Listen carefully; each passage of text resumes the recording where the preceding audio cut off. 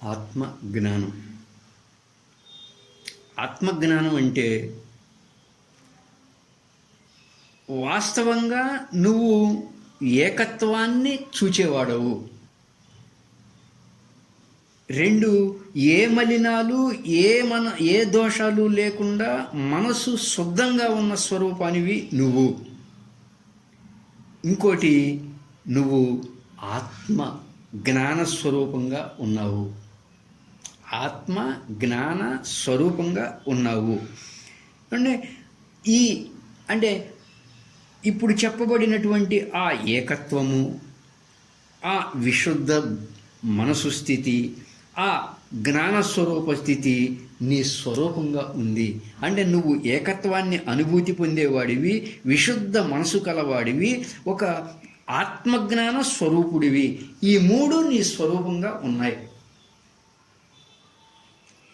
ఈ మూడు నా స్వరూపంగా ఉన్నాయని నువ్వు ఎప్పుడైతే తెలుసుకుంటావో అప్పుడే అదే జ్ఞానాగ్ని, అంటే అదే ఆత్మజ్ఞానం అనేటువంటి వెలుగు.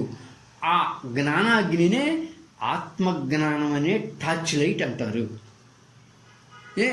ఆ జ్ఞానాగ్నిని నువ్వు పొందితే, అంటే ఆ ఆత్మజ్ఞానాన్ని నువ్వు పొందితే నీలో ఉన్న అజ్ఞాన అరణ్యాన్ని దగ్ధం చేసుకోవాలి.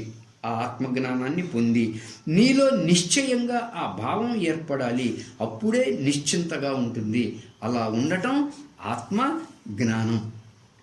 నువ్వు ఆత్మజ్ఞానం అనేటువంటి జ్ఞానాగ్నితో ఆ అవిద్య అజ్ఞాన అరణ్యాన్ని దహింపజేసుకుంటే అప్పుడు యాక్చువల్గా నీ వాస్తవ స్వరూపమైనటువంటి ఏకత్వము నీకు లభిస్తుంది. నువ్వు ఒక విశుద్ధ బోధస్వరూపుడిగాను అవుతావు. అలా ఉంటే అది అలా ఉండటం ఆత్మజ్ఞానం. అంటే మనలోనే 3 హృదయ గ్రంథులు ఉంటాయి. ఆ 3 హృదయ గ్రంథులు ఏవయ్యా అంటే అవిద్య అంటే అజ్ఞానము, కామం అంటే కోరిక, కర్మ ఏదో కర్మ అని ఆ ముడులు తొలగిపోతేనే మనలో ఒక విశుద్ధ స్థితి, ఒక జ్ఞాన స్థితి ఏర్పడుతుంది. ఆ అజ్ఞాన అరణ్యాన్ని ఇంతకుముందు చెప్పినటువంటి ఆ నిశ్చయ జ్ఞానాగ్నితో అలా దహింపజేసుకుంటే నువ్వు ఏ దుఃఖము లేని స్థితిని పొందుతావు. అలా దగ్ధం చేసుకున్నప్పుడు ఇంకా మనలో ఏ బీజాలు మొలకెత్తవు, అన్నీ దగ్ధ బీజాల్లా అవుతాయి. అటువంటి స్థితిలో మన మనస్సు ఎంతో పవిత్రంగా అమృతమయంగా ఉంటుంది. అలా ఉండటం ఆత్మజ్ఞానం అంటే. ఇంకా ఆత్మజ్ఞానం అంటే జ్ఞాన ప్రాణాయామము అంటారు. అంటే మనకి యోగా కేంద్రాల్లో నేర్పే ప్రాణాయామం వేరు. జ్ఞాన ప్రాణాయామము అంటే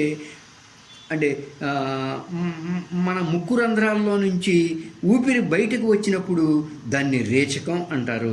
మన ముక్కు రంధ్రాల్లో నుంచి ఊపిరి లోపలికి వెళ్ళినప్పుడు దాన్ని పూరకం అంటారు. అంటే రేచకం అన్నప్పుడు ఊపిరి బయటకు వస్తుంది కదా, అంటే అహంభావనను, దేహభావనను బయటికి వదిలేయాలి అని భావన.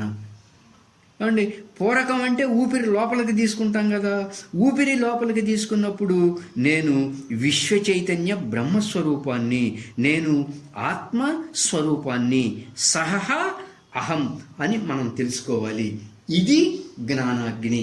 ఇలా తెలుసుకోవడం ఆత్మజ్ఞానం. ఆ జ్ఞానాగ్నిని ధరించడం చేత మనలో ఉన్న అజ్ఞాన అరణ్యమంతా దహింపజేయబడుతుంది.